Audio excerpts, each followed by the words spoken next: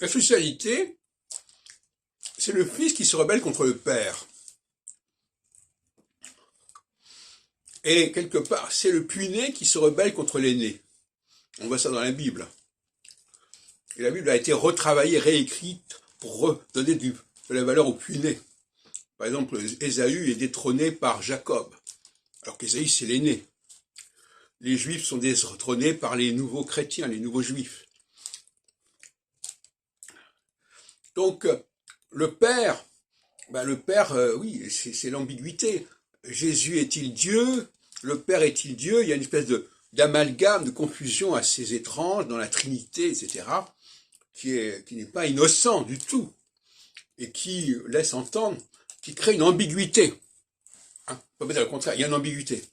Qui est Dieu? Qui est le Père? Qui est le Fils? Est-ce que le Fils n'est pas également le Père? Bon, donc il y a une ambiguïté qui est entretenue par le christianisme, qui correspond effectivement à l'esprit de la socialité. La socialité veut brouiller les pistes à ce niveau-là, veut brouiller la hiérarchie, veut montrer que sa hiérarchie, elle est totalement fragile, qu'elle est totalement épisodique, qu'elle est totalement arbitraire, et par conséquent, qu'elle est en mouvement.